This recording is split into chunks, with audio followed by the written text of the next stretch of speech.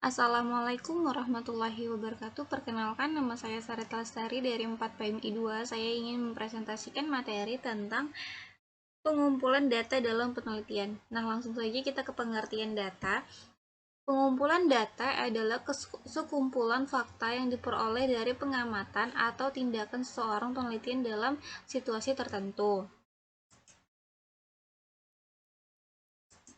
Next, selanjutnya, dalam penelitian, data yang baik harus memenuhi syarat-syarat sebagai berikut. Yang pertama ada objektif, relevan, update, dan representatif.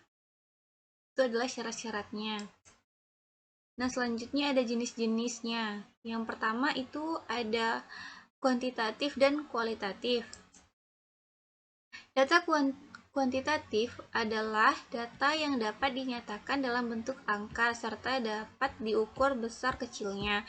Contohnya, dari data kuantitatif adalah harga smartphone, berat badan dan tinggi badan, jumlah pembelian dan sebagainya.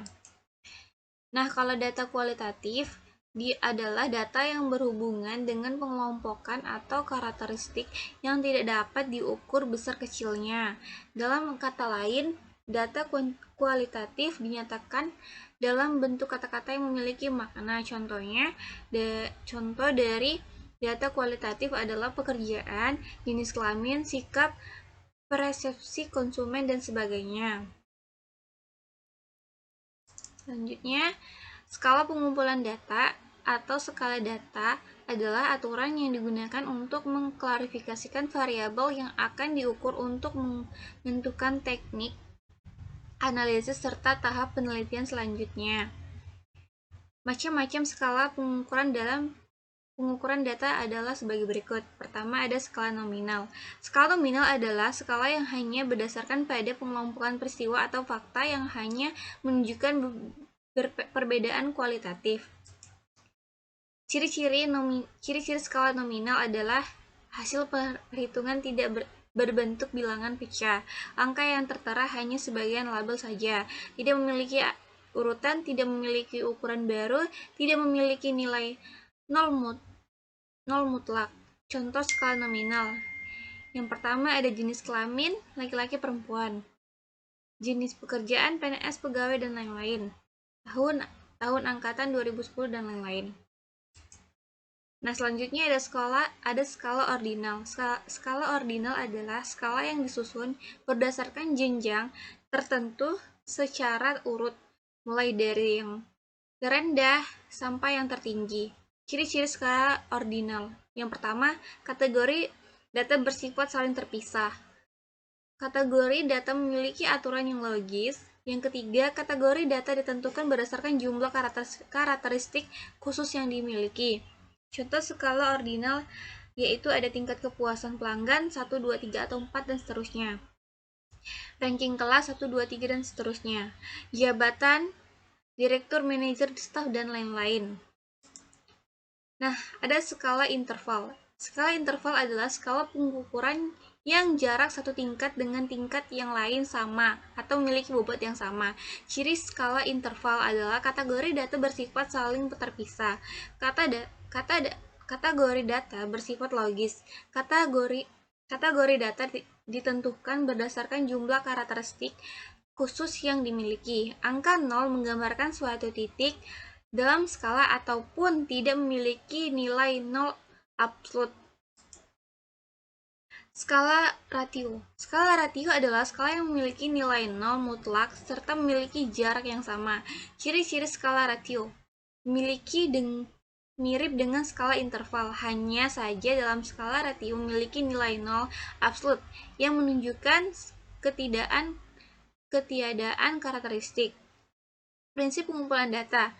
Dalam proses pengumpulan data, ada beberapa proses yang harus diperhatikan dan diterapkan oleh seorang peneliti. Yang pertama, prinsip pengumpulan data adalah proses pengumpulan data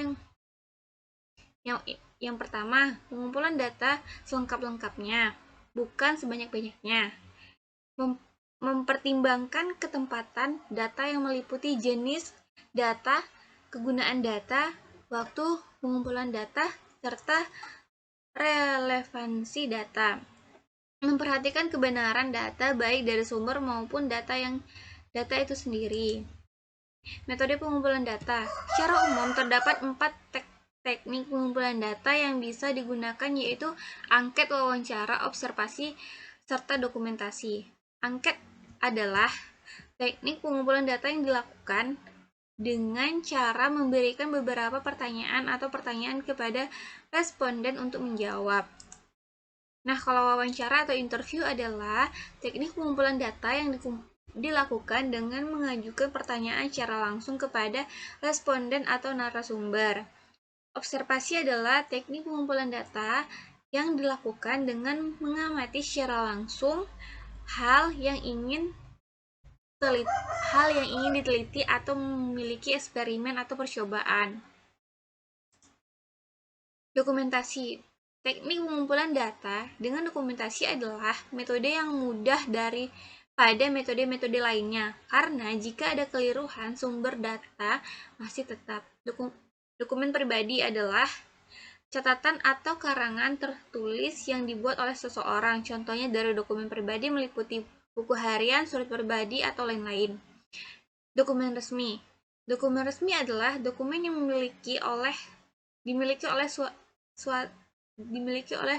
suatu institusi, organisasi, atau lembaga. Contohnya dokumen resmi antara lain memo, pengumuman, aturan lembaga, surat resmi, dan lain-lain.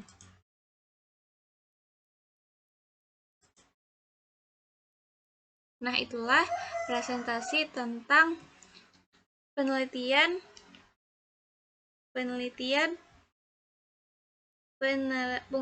data dalam penelitian. Saya akhiri. Wassalamualaikum warahmatullahi wabarakatuh.